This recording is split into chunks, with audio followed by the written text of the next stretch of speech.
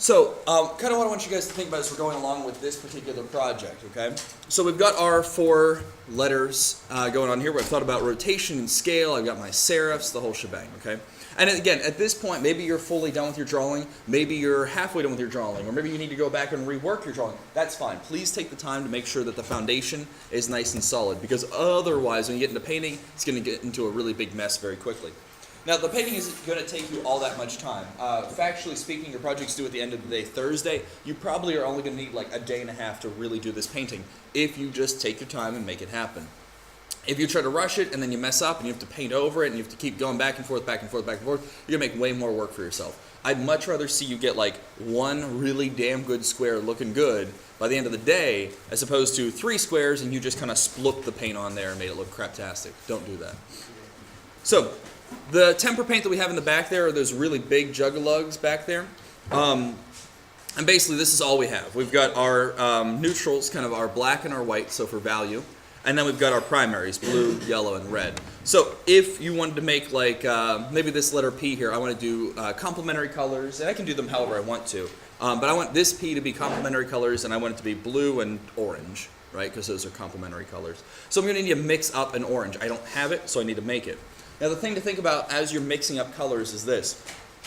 Yes, red and yellow totally make orange. That's no surprise. But red is more potent than yellow, right? So if I take like a scoop of yellow, I'll just mix it on this plastic tray here, and I take a scoop of red, I'm going to end up with really, really light red. Like it's not orange, it's still red, because that red is so potent. So I might need 2 scoops of yellow and kind of swirl it around until I'm kind of happy with it. Maybe even 3. Let's see. How many can I do here?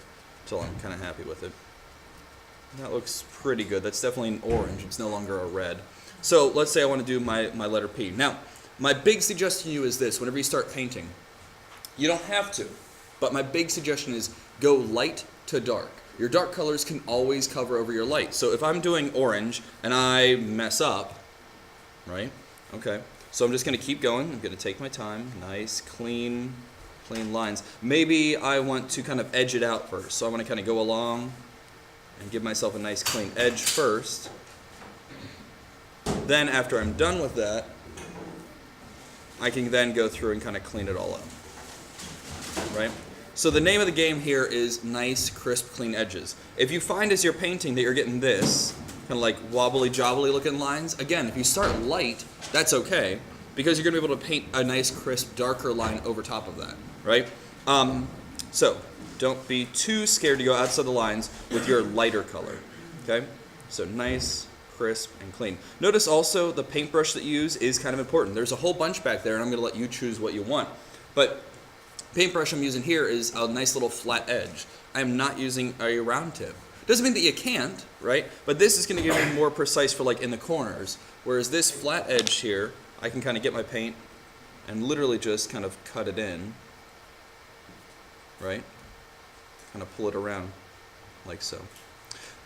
Whenever you're painting also, if at any point in time if you feel that you're losing control over the paintbrush, and you'll feel it, you'll know what I'm talking about. So for example, if I'm kind of pulling my paint along, feeling pretty good, and then at a certain point my wrist is kind of just not in control anymore. I'm kind of just pushing paint along. Like don't push paint. It doesn't work very well. You're much, much better off to just turn the paper and then kind of pull that paint down.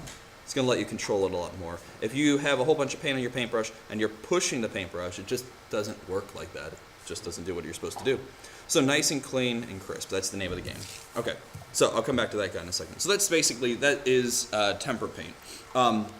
Something else too, tempera paint is water-based. So for example, if I take I got a little cup of water over here. If I take some water and kind of swirl it around, you'll see that very quickly it just dissipates. It's gone. But the neat part about tempera paint is even after this stuff is super dry, I could do the same thing. If you really wanted to, you could reactivate this paint by adding water to it. Now, what that means for you is this. When this stuff is dry and I want to paint blue over top of like where I messed up right here, I have to take into account the fact that there is water in that blue paint. So if I'm going along and there's lots of water like in my paintbrush, right? That's not good. There's lots of water there. I got to dry that out, right? Grab some of my blue here. Again, less is more. You don't need big globs of paint. You can see I'm just kind of, it's not sprinkling off or anything like that. So I'm going to go along here and I'm going to, again, kind of pull my line. right over top, and it'll mask over it very cleanly and crisply. It'll be fine. But if I were to sit here and kind of swirl it around for 3 days in a row, eventually that orange underneath will start to reactivate and start to mix with my colors. Now, in the grand scheme of things, orange and blue, not a big deal. If I mix these two, complementary colors, I'm just going to end up with kind of a brownish, funky color, and that'll be fine. But let's say you had like blue and green, blue and yellow. You want to mix and match. If I had yellow, I'll show you what I mean. If I add some yellow to this page, just straight yellow. Okay. I'm going to give it a couple seconds here to kind of get dry. I'll spread it pretty thin to dry quicker. Clean up my paintbrush. Now, what's going to happen is this. As this dries, like I said, tempera paint is water-based. So if you do get it on your clothes, it will come out. Absolutely, positively. It won't stain anything. You can wear your best, whitest dress ever. All the guys in the room. Yeah, I know you have lots of white dresses you want to wear. You can wear your best, fanciest white dress, spill purple paint all over it, and it will still come out. Okay? This is not acrylic paint. Acrylic and oil, super stain, like forever and ever. But this stuff, super water-based. So I've got my yellow, looks pretty good. I take my blue here, and let's say I'm trying to paint around it, right? Okay, looking good, I'm masking it, it's looking nice. But if I start really kind of getting into it, letting the wetness of that blue paint kind of swirl around, and I'm kind of digging into it, there's no reason you'd ever do this. But as I keep going along, you're going to see more and more where I start to mix up kind of a bluish green color. So be a little bit careful, a little bit cautious as you're going along with that. We don't want that. And again, finally, just to really hit home on a point, please, less paint is better. If you have a whole glob of paint on your paintbrush and you're like doing this kind of crap, I don't know what is happening. Please don't do this. It just looks horrible. It's just way too much paint. Crisp, clean, smooth paintbrushes. You are way better to do 2 coats of thin paint than you are to glob it on there. Cool? Good? Good on tempera? Okay. So that's tempera paint. Like I said, super easy peasy Japanesey. You'll be just fine on that. When you are done, like I said, this is all water-based, so please clean out your trays. Okay, so let's move that aside. All right, watercolors. So I've got some water here. I've been cleaning my brush in it, so it's kind of a grody color. But we've got some watercolors. I've got some paper towels, just plain old paper towels. And I've got the same watercolors that you used when you were in like 3rd grade. These are actually the same ones. I went to your 3rd grade classroom, I punched the teacher in the face, and I stole all their watercolors. So these are the exact same ones. Even if you went to a different school, like you weren't in this district, I found out where you were from, and I stole them from that teacher. So, you can hold me to that. All right, so I've got my watercolor set, all right?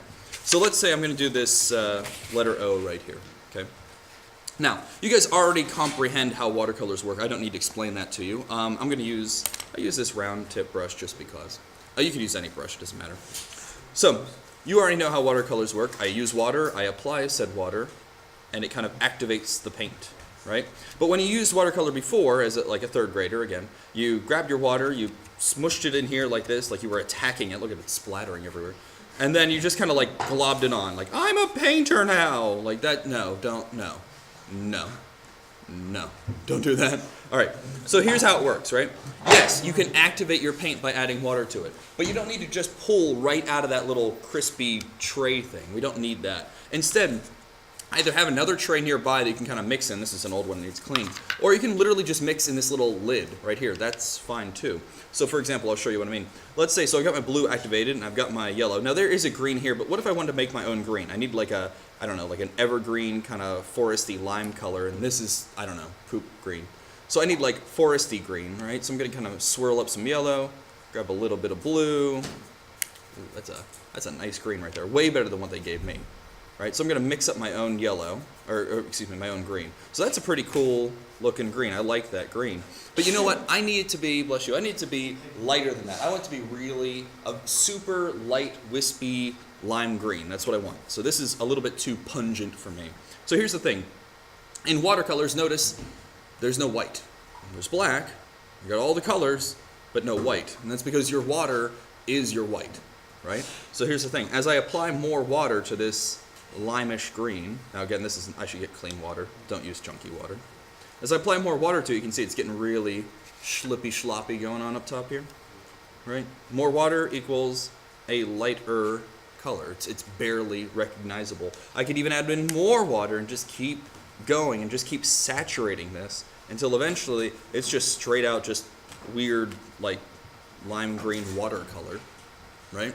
So again, the more water you add, the lighter it gets. Vice versa, the more paint I add, the darker it gets. So the more paint, I get a nice dark color. Okay? Now the thing about watercolor that for whatever reason your first grade teacher didn't teach you, and this is really why I punched them in the face, has nothing to do with me stealing their paint. I was just so angry they didn't teach you properly back in first grade. That might have a vengeful spirit that I need to punch people in the face with. No, okay, so here's the thing. As you're painting, right, so we know now adding more water makes things lighter. We know now that I can kind of mix up my own colors, so please mix up your own colors. Don't just use that orange. This orange looks like it was made in 1970. Don't use 1970 orange. It's bad. Instead, make your own orange. It's going to look way better and way more professional. But what you can do is this. So I'm applying my colors here. But have a piece of paper towel ready to go, okay? And here's the thing. When you were in first grade and you were applying your watercolors and you're just like, I'm the best watercolor ever, look at this. And you like totally saturate the paper. You put as much paint as you possibly can and it runs everywhere and it bleeds and you're like, I don't know, I ruined it. And then you go home and cry and your mom doesn't know how to console you and your dog died that day and it's just a bad day for you. Life was not good for you. Instead, have a paper towel ready to go. And all you need to do, if you get to that point, you shouldn't get to that point. Apply it lighter, and you can always apply more coats. But if you get to this point where you've got this kind of puddle going on, just blot your paper. And what I mean by blot is kind of push down gingerly, and then peel it off again, and it'll come right off. Right? That's it. That's all there is to it. Please don't drag it across the paper there. That's just going to ruin everything. But if you just kind of blot your paper, you can dry it out. So I'll show you what I mean. And again, be careful about kind of oversaturating your paper because eventually you'll just saturate right through it and you'll cut a hole in it and that's no good. You can see there's almost one kind of forming right here where the little paper flakes are starting to come up. That's no good. So let's say I've got this inside of the circle right here. And let's say that I would like to, I don't know, I would like to make a kind of purpley blue. So I'm going to mix one up here real quick. Take a little bit of the blue, a little bit of water to activate up that purple. Clean up my paintbrush. Kind of a purpley midnight blue. It's my favorite color. That's a lie. Favorite color is green. But not 1970s green. That's gross. Okay. So I've got my cool midnight blue. That's what I've got. Okay. So here's the thing. I'm going to go ahead and add a little bit of water to this just to thin it down because I'm not quite sure, how much it is. Maybe I have a piece of scrap paper over here and I can kind of test it out ahead of time. Right? It's a little bit too dark, a little bit too light. You get the idea. Please do more than one coat. Right? So what I mean by that is this. I'm going to have, again, got my paper towel ready to go. Don't think about it as paint, like this tempera paint where you apply it and it dries. Think about it like, if you've ever had like wood shop and you were staining a piece of wood. If you're staining wood, you apply the wood stain and you kind of wait as that wood stain soaks into the wood, right? If I apply a wood stain and I immediately wipe it off again, nothing happens. I've just wiped off my stain. But if I put a little bit on and kind of let it soak into the fibers of the paper, and then I can kind of blot it dry, I can keep that process going. So I'll show you what I mean. So let's see. So I've got a little bit going on here. Go ahead and start kind of applying my color. A little bit thinner than I need to, right? Maybe give it a little pat dry. I see, okay, maybe, yeah, all right. Maybe a little bit more water, a little bit more ink going on here, a little bit more paint. Let me go ahead and give it a second coat. And this is how, if you want to do like gradients or any kind of cool patterning or anything like that, have you ever seen like a watercolor artist that has really decent looking like skin value where they go through, and you get some cool patterns too, where they go through and everything looks really crisp and well blended. This is how they're doing it. They're not just applying one coat of paint. They're applying many, many coats of paint and slowly kind of letting them bleed out. Does that make sense a little bit, kind of, sort of? Yeah? Cool. All right, so let me ask you this. Before I kind of wrap this talk up, does anyone have any major questions? Okay. All right, so I've got one last thing that I want to talk to you about very quickly.